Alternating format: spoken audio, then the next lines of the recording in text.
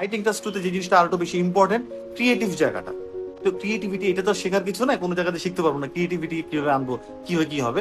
তবে কিছু শর্টকাট খুব সুন্দর সুন্দর জিনিস আছে। কি করতে হবে, তোমাদের ঘরে বসে বসে কি করতে পারো সেই জিনিসটা বলতেছি। রাইটিং টাস্ক 2, ক্যামব্রিজের শেষে পিছনে দেখবা অনেকগুলো স্যাম্পল রাইটিং আছে, 7, 6.5, 7.5 কি আছে কিনা, ক্যামব্রিজের পিছনে আছে না 7.5, 8 আছে তো। পিক করবা একটা জিনিস, ওইখান থেকে একটা টপিক নিবা, একটা সেন্টেন্স নিবা। মানে টপিক বলতে কি রকম, মানে কি টপিক বলছে সেই টপিকটা নিলাম।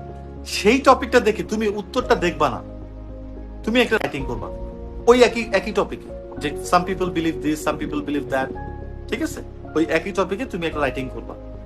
এই রাইটিংটা করে তুমি তারপরে যখন শেষ হলো তখন যে ক্রস চেক করো যে এই ভদ্রলোক তো 7 পাইছে দেখাচ্ছে, এই আমি যে জিনিসগুলো লিখছি সেই ভদ্রলোক কি সেই জিনিসগুলো লিখছে কিনা, আর আমি যেগুলো ওয়ার্ড ইউজ করছি সেই একই জিনিস যদি মিলে যায়, কোনোটা ও এটা লিখছে আমি ওটা লিখছি, তাহলে আমি যেটা লিখছি আর ও যেটা লিখছে সেটা কি একই কিনা।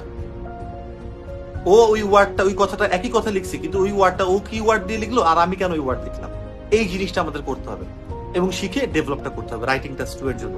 রাইটিং টাস্ক 1 ও সেম জিনিস। সো এই জিনিসটা খুবই ইম্পর্টেন্ট রাইটিং টাস্ক 2 এর জন্য। এইভাবে করে আমরা রাইটিং টাস্ক 2 থেকে অনেক বেশি ইমপ্রুভ করতে পারি। ও এখানে 3টা কারণ দিল, আমি কেন, এই ক্রস চেকটা ব্যাক ক্যালকুলেশন যেটাকে আমি বলি এটা করতে হবে, এটা মাথায় রাখতে হবে, এটা করতে হবে রাইটিং এর জন্য, খুবই ইম্পর্টেন্ট রাইটিং এর জন্য।